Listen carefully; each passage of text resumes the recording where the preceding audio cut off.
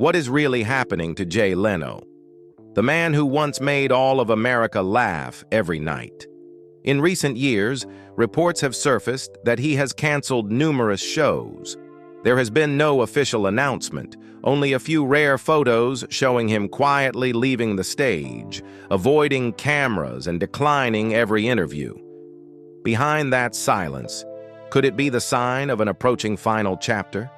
Jay Leno, the man who kept America laughing every night for 3 decades, the symbol of joy and discipline, carries a secret few ever suspected. On stage, he was the laughter engine of The Tonight Show, where millions believed happiness was real. But when the lights went out, he returned to his garage, filled with the scent of gasoline and steel, where every car was a memory, every oil stain a scar on his soul. And among those gears, Jay Leno has been quietly facing accidents, illness, and a love story of half a century slowly fading in the shadow of dementia. His life is a symphony of laughter and metal, of glory and solitude, where joy is not the reward, but the only way to hide the rusting pain within.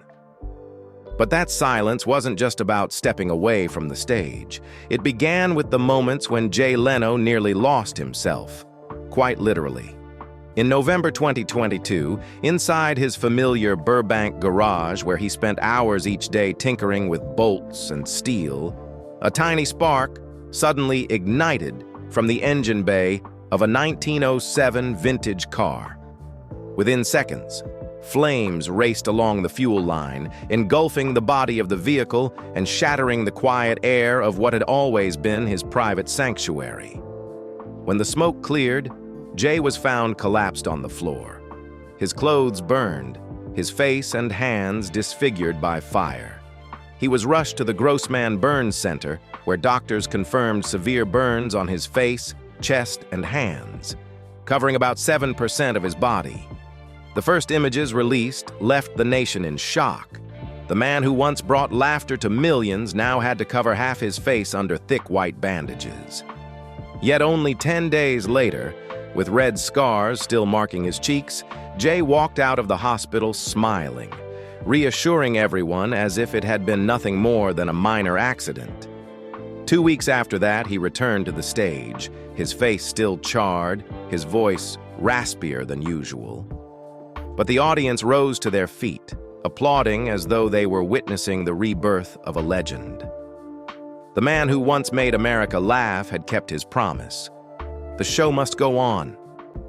Not long after, in January 2023, while the public was still speaking of the fire as proof of his remarkable resilience, Jay Leno faced yet another test. One calm morning in Las Vegas, he was riding a vintage motorcycle, his other great passion besides cars, when a cable strung across the road struck him, throwing him violently to the ground.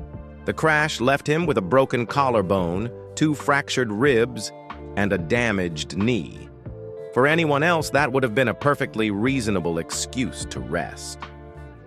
But for Jay Leno, stopping simply didn't exist in his vocabulary.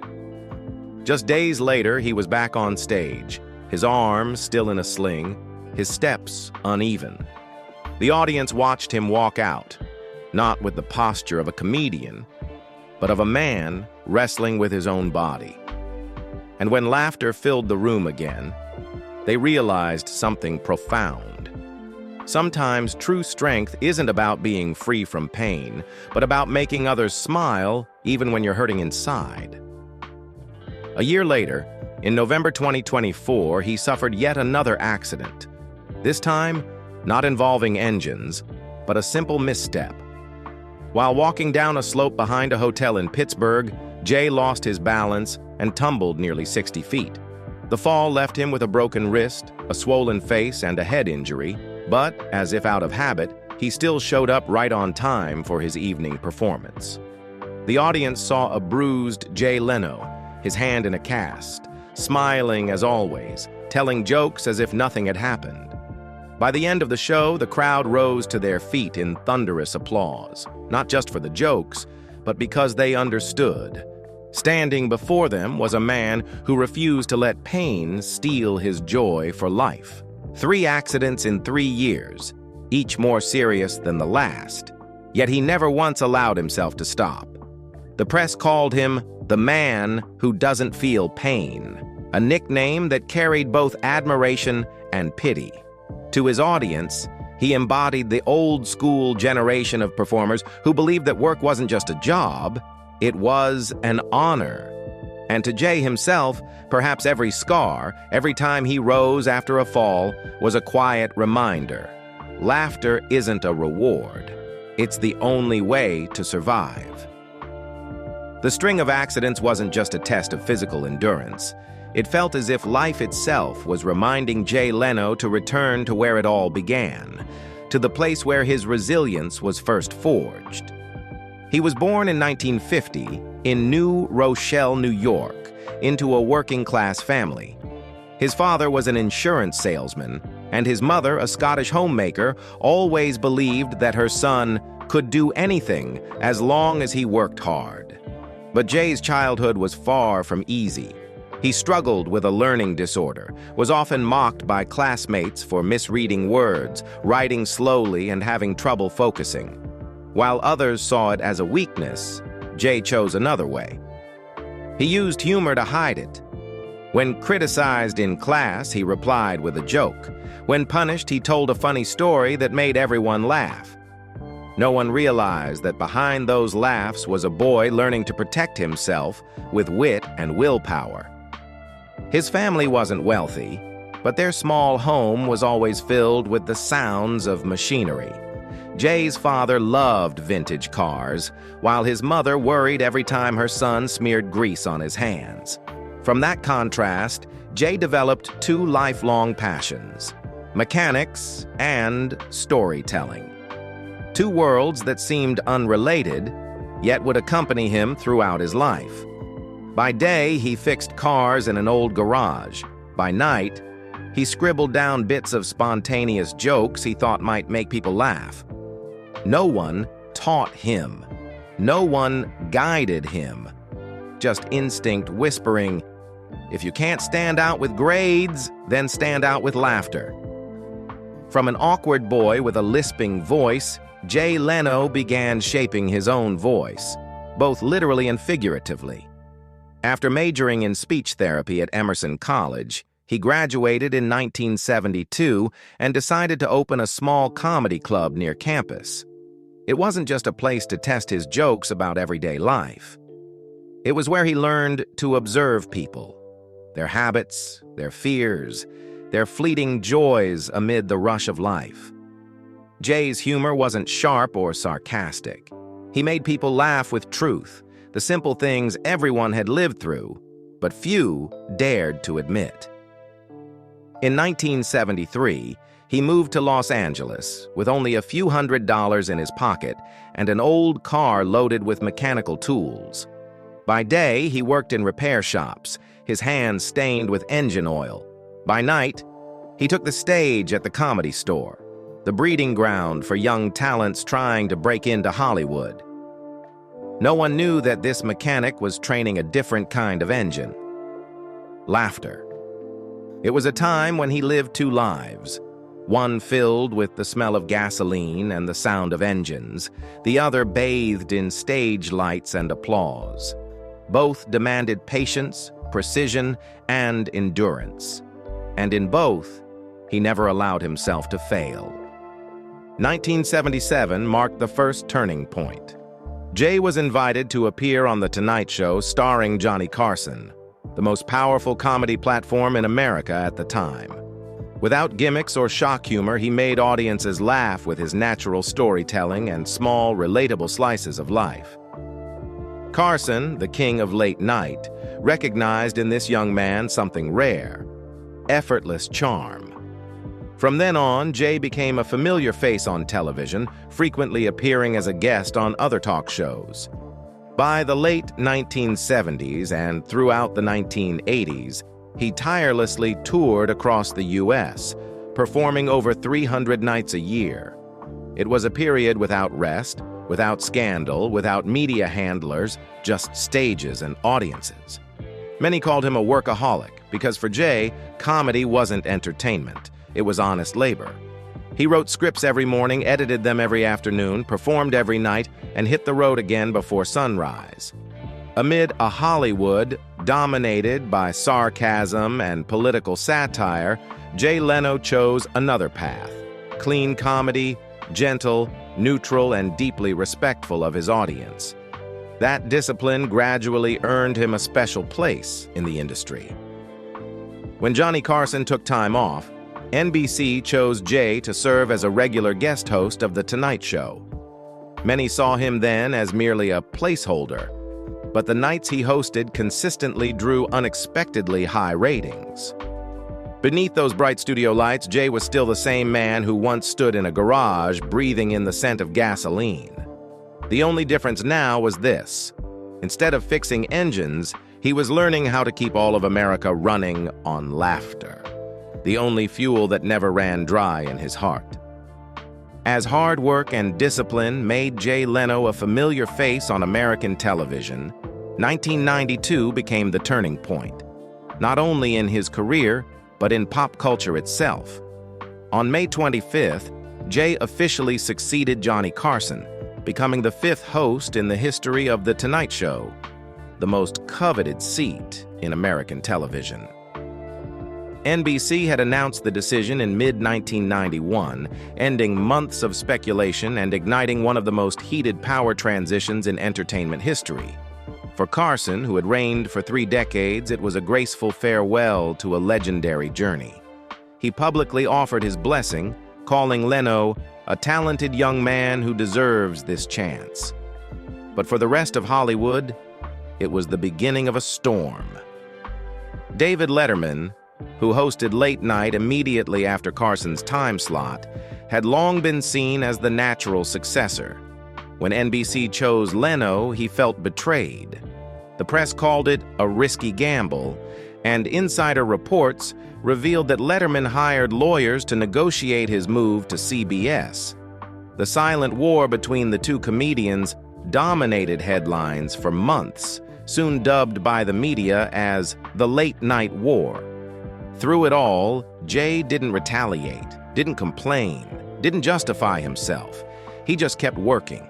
The first 3 months after taking over were the most brutal of his entire career. The press doubted him, audiences compared him, and magazine headlines kept asking, did NBC choose the wrong man? Yet Jay stuck to his routine, waking up at 4 a.m., meeting with the writers, reviewing scripts, taping the show at night, and then driving across Los Angeles to perform at local comedy clubs. No one else in the business worked like that. It wasn't passion that kept him going then. It was survival instinct. 3 years later, in 1995, the unthinkable happened. The Tonight Show with Jay Leno overtook Late Show with David Letterman, officially becoming the most watched late-night program in America, averaging over 5 million viewers each night. NBC breathed a sigh of relief. The media declared he had won the late-night war, and Jay simply said he was just doing the job he was supposed to do. The 2000s marked his golden era.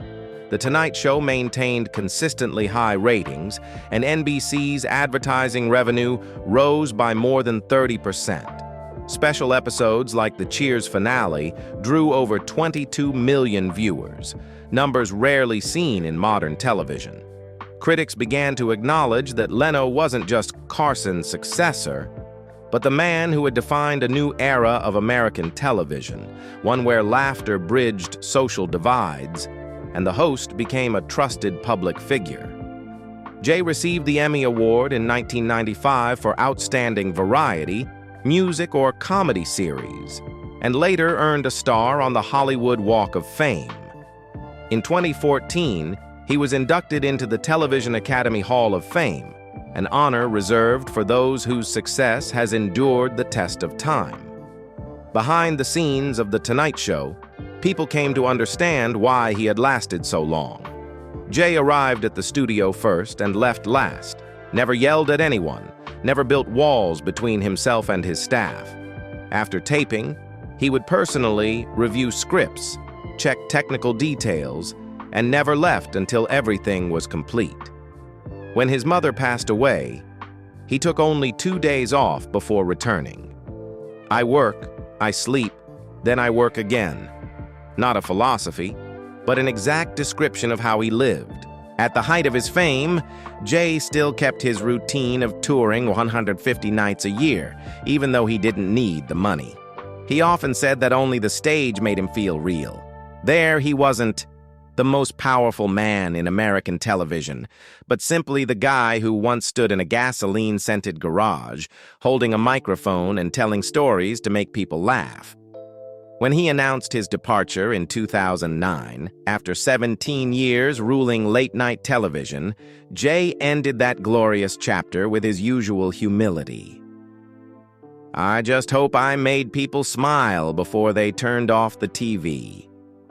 In doing so, he once again proved that sometimes perseverance itself can become a form of glory. However, behind what seemed like a graceful exit, things were far more complicated. Since 2004, NBC had quietly drawn up a transition plan. Conan O'Brien, the younger, edgier face of late night, would take over The Tonight Show in 2009. The move was promoted as a youth revolution and a soft landing for an aging icon. Jay accepted without protest, negotiation, or bitterness. He simply said he understood the rules of time. But just months after he stepped down, NBC began to panic. Under Conan's leadership, The Tonight Show suffered a disastrous ratings drop. Viewership plummeted, audiences tuned out, and the media declared it the biggest crisis in the network's history. In the chaos, NBC hastily created a new primetime experiment, The Jay Leno Show, airing at 10 p.m., a slot traditionally reserved for dramas. The project cost tens of millions of dollars, but within 3 months, it collapsed. Local affiliates rebelled, furious that the show was dragging down their late-night news ratings. As the crisis reached its peak, NBC made its move. They pulled Jay back to The Tonight Show and pushed Conan to a 12:05 a.m. slot, a move officially called restructuring. But in reality, it was a dethroning. Conan immediately refused. In an open letter to NBC, he wrote, "I will not follow Jay at 12:05. One sentence. But it was enough to ignite the late-night war, a media firestorm that shook America in 2010.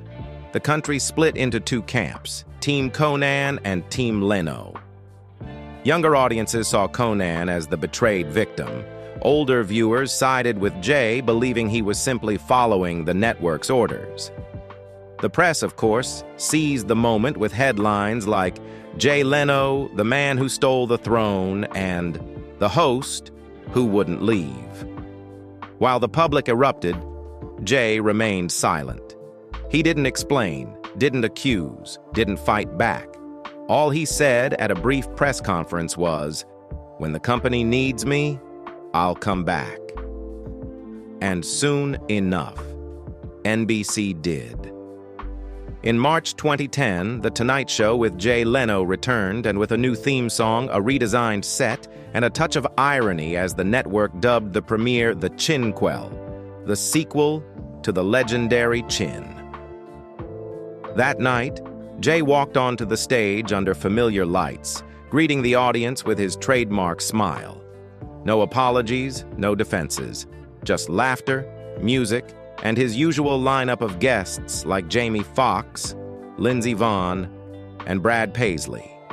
According to Nielsen, the comeback episode reached 5.4% of U.S. households, nearly double that of rival David Letterman.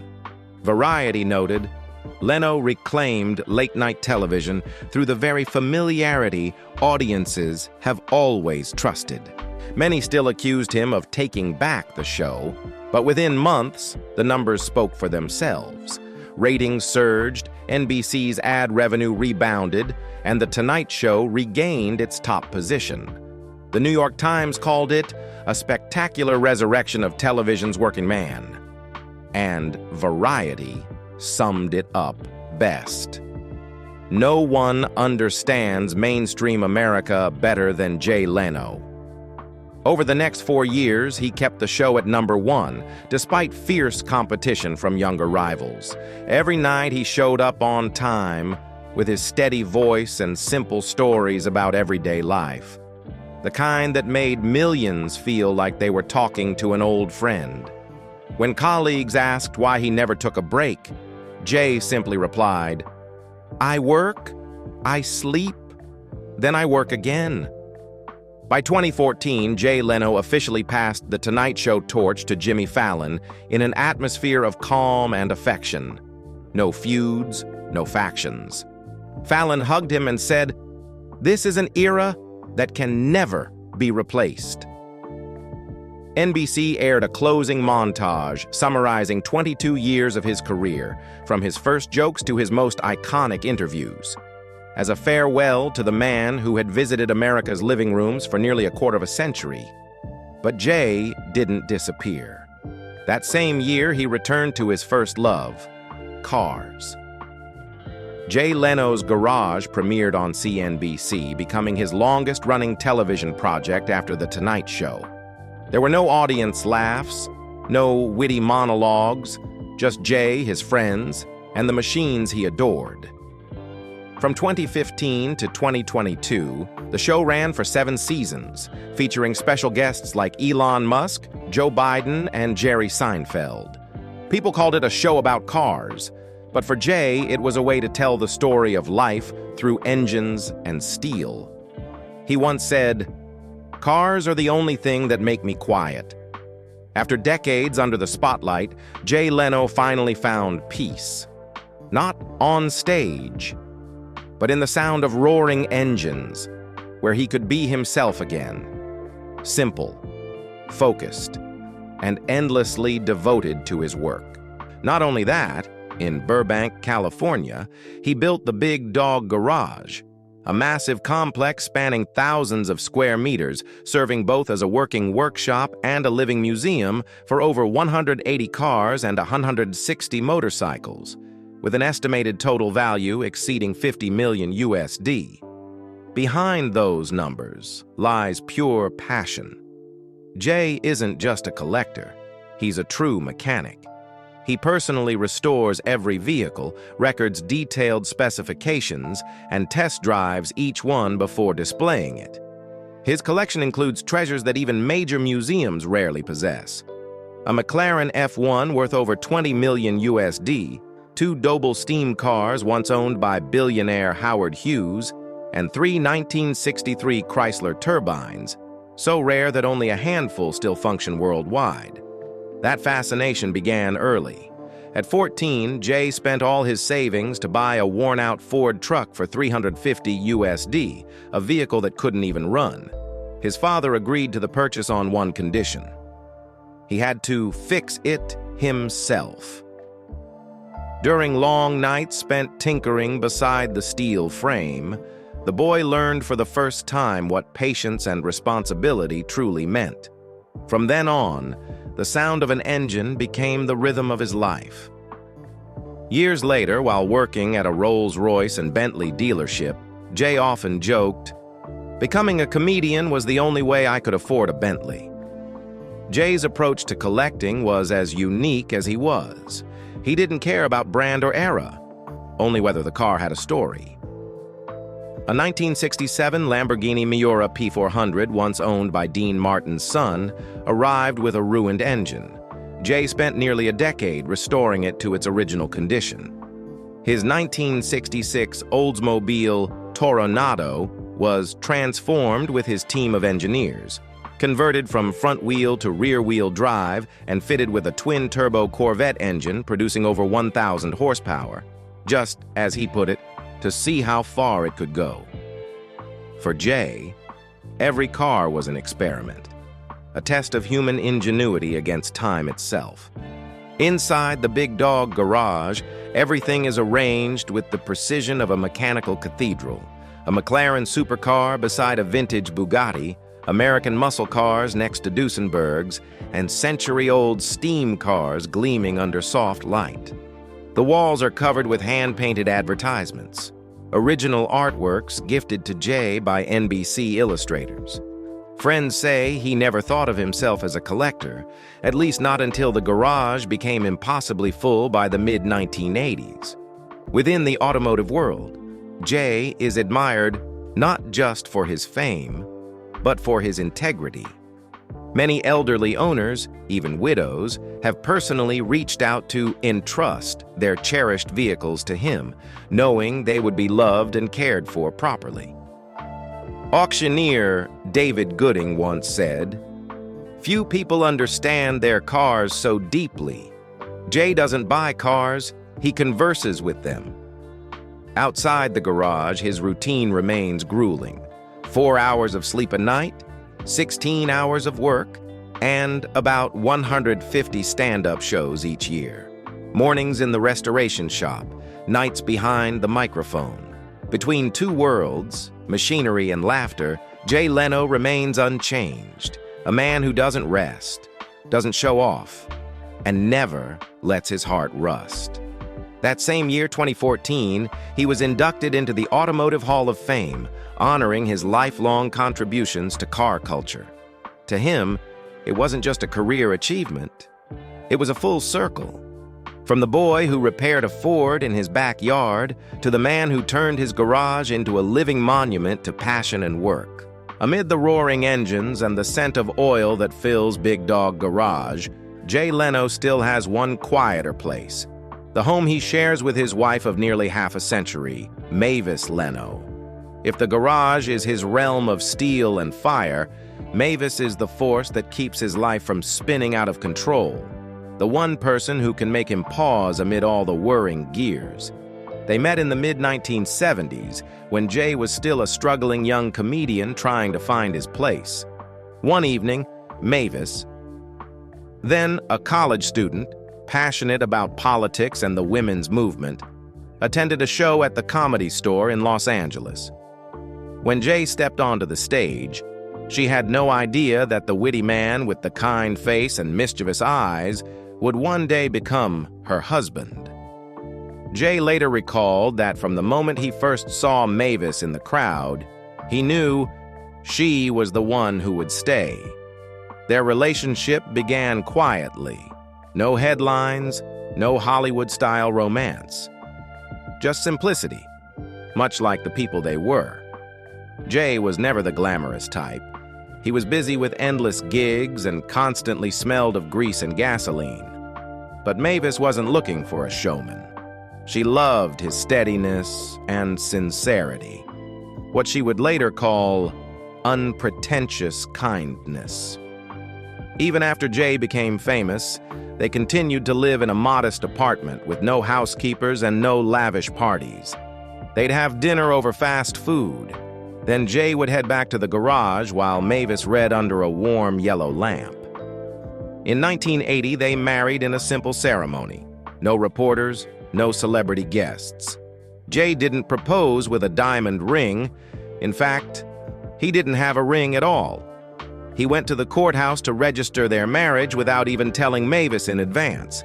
And when she looked surprised, he simply smiled and said, "If anything ever happens to me, you'll be protected legally."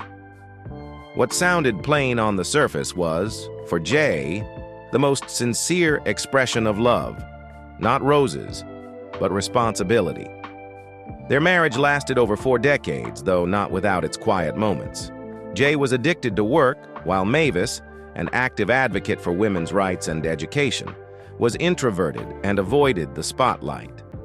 They rarely appeared together in public and almost never shared details of their private life.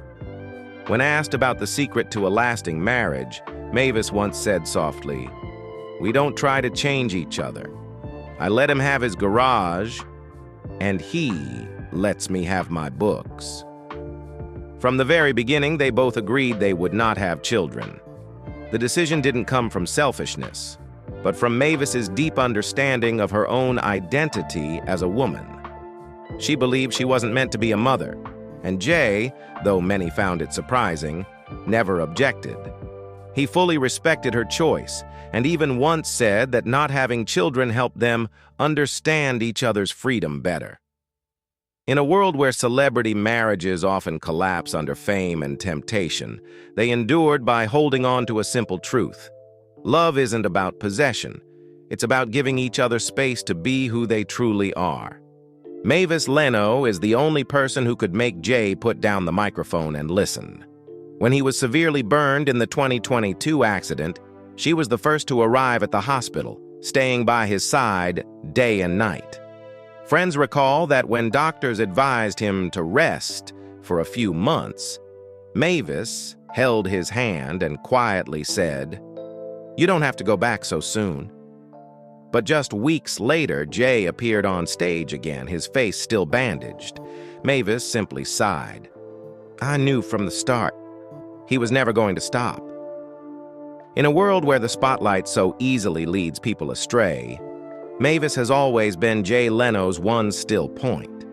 She was never the picture of romance, but she was the reason he always remembered that, beyond the hundreds of cars and the thousands of fans, there was a home waiting for him, one that needed no laughter, only the quiet presence of each other. In recent years, behind the image of a man always smiling for the cameras, Jay Leno has been quietly facing the greatest challenge of his life. Not another accident, not a career crisis, but the slow fading of the woman he loves. Mavis Leno, his wife of nearly half a century, began showing the first signs of dementia in late 2022. At first, it was small things: misplaced keys, repeated questions, unfinished conversations over dinner. But soon, the decline came so quickly that Jay could hardly recognize the once sharp, quick-witted woman he had known all his life. On stage, he still told jokes, the same smile, the same steady voice. But when he returned home, silence filled every corner. Close friends say Jay became quieter, less interested in long drives. He spent most of his time by Mavis's side, trying to make her feel safe, even when she no longer remembered who he was. "She forgets me, but I never forget her," he once murmured to a friend backstage, turning away before anyone could see his eyes welling up. In January 2024, Jay officially filed a petition to become Mavis's legal guardian after doctors confirmed that her condition had advanced to a severe stage. It was a heartbreaking but necessary step to allow him to make all medical, financial, and legal decisions on her behalf. In the court documents, he wrote simply, "My only goal is to ensure that Mavis is properly cared for, safely and with love. No grand words, no justification, just the duty of a husband unwilling to let go." By April 2024, the Los Angeles court granted his request for guardianship. From that moment on, Jay withdrew from nearly all major commitments. He canceled all distant tours, accepting only a few small local performances around California so he could return home each night. His schedule now revolved around Mavis's medication and sleep routines. Every morning, he cooked breakfast, walked with her through the garden, then drove her to a memory care center in Los Angeles. In the afternoon, he brought her home and played old tapes of The Tonight Show, where Mavis still smiled, even if she no longer recognized that the man on the screen was her husband. Jay has never spoken publicly about Mavis's illness. He avoids all questions from the media, only saying that he's learning to live a little slower. Those who've known him for years say they've never seen Jay so gentle. No stage lights, no audience laughter, just a husband, patient day after day, holding on to the last fragments of memory belonging to the woman who spent her life believing in him. Among the faded cars in Big Dog Garage, there is now only one thing he never wishes to restore: time itself. In 2025, though older and with his life revolving mostly around caring for Mavis, Jay Leno still refuses to stop working. At 75, he keeps the same strict routine that has guided him for half a century. Mornings with his wife, afternoons in the garage, evenings on stage. But everything now happens within a small radius around California, so that whenever Mavis needs him, he can be home within an hour. Instead of the long cross-country tours of the past, Jay now performs at small theaters and charity events. In January 2025, while wildfires swept across Los Angeles, he was seen driving a vintage fire truck, one he had restored himself, to a local fire station, not to perform, but to serve meals to the exhausted firefighters working through the night. The press called it a simple yet deeply symbolic act. The man whose face was once burned by fire had brought it back in its most noble form. From time to time, Jay still appears on television, though no longer as a host. In March 2025, he reunited with longtime friend Tim Allen on ABC's Shifting Gears, where the two discussed their shared love of mechanics and the philosophy of hard work. The sight of Jay leaning down to polish a wheel rim, smiling as he said, "This is the only thing that calms me," reminded viewers that in many ways, nothing had really changed, except time. In October of the same year, he returned to the stage for a special stand-up show at the Alabama Theater, where the audience welcomed him like an old friend. There were no gimmicks, no bright lights, just raw laughter and a slow, steady rhythm to his storytelling, as if each joke was a breath helping him survive the quiet emptiness waiting back home. Between fame and everyday life, Jay chose the latter. He still cares for his wife every day, cooking her meals, driving her to the memory care center in Los Angeles. When he returns home, he heads to the garage, wiping down each car as if trying to coax back the memories that have slipped away. And when night falls, he stands on stage, telling stories about life, where the audience laughs, unaware that the man before them is using laughter to hold on to the most precious thing of all, the feeling of still being alive, still being in love, and still having something to come home to. From the small house, where Jay Leno now spends his days caring for a wife who slowly forgets everything, it's hard to believe he was once one of America's biggest cultural icons. Yet perhaps it's that very contrast between the blinding lights of the stage and the quiet room with just two people that best defines Jay Leno's legacy. After more than half a century of tireless work, Jay has left behind more than numbers, over 4,600 episodes of The Tonight Show, thousands of stand-up performances, and dozens of television awards. He helped shape the very tone of modern American comedy. In an age when humor grew increasingly political, Jay chose to stay in the middle. No attacks, no division, just laughter at life itself. He represented the last generation of entertainers who believed that comedy should bring people together, not turn them against each other. People often call Johnny Carson the first king of late night, but Jay Leno was the one who turned that kingdom into legend. Under his reign, The Tonight Show became more than a TV program. It became a cultural ritual, the nightly heartbeat of millions of American households. Viewers saw him as a trusted friend who came into their living rooms each evening, helping them forget the weight of the day with just one raised eyebrow and that unmistakable grin. Jay's legacy extends far beyond the stage. Within the entertainment world, he's regarded as the model of pure professional integrity. No scandals, no extravagance, no ethical compromises. From his early struggling days to his millionaire years, Jay Leno kept one promise to himself. He never spent a dime of his NBC salary, living solely on his stand-up income.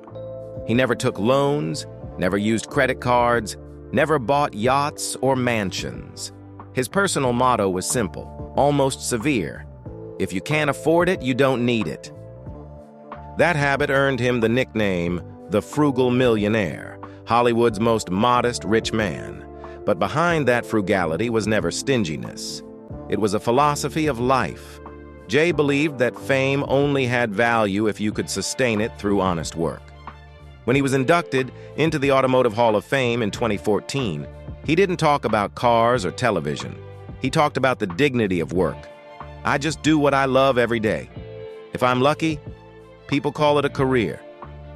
The next generation of late-night hosts, from Jimmy Fallon and Jimmy Kimmel to Stephen Colbert, all admit they grew up watching Jay Leno. Not because he was the funniest, but because he was the most enduring. In an industry where everything can change in a single season, Jay lasted more than 2 decades without losing his identity. An ordinary man telling ordinary stories with grace and respect for his audience.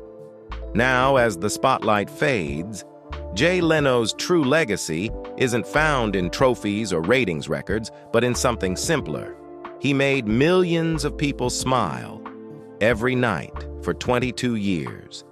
And at nearly 80, as he sits beside a wife who no longer remembers his name, perhaps he still feels that is enough to get us because somewhere in Mavis's fading memory, there's still a trace of laughter, small but his. All his life, Jay Leno never sought to be great. He only wanted to work, to laugh, and to live decently every day. From a boy who struggled to read to a man marked by burns and scars, he never let anything stop him. He taught us one simple truth. Sometimes perseverance itself is how we overcome every limit. You don't need to be the best. You just need to never give up. At 75, Jay Leno still performs, still works, still loves the wife whose memory slowly fades, living as he always has, quietly, steadfastly, and sincerely. If his story reminds you to believe a little more in human resilience, leave a like and subscribe, because here we share the journeys of those who aren't perfect, but who never stop trying.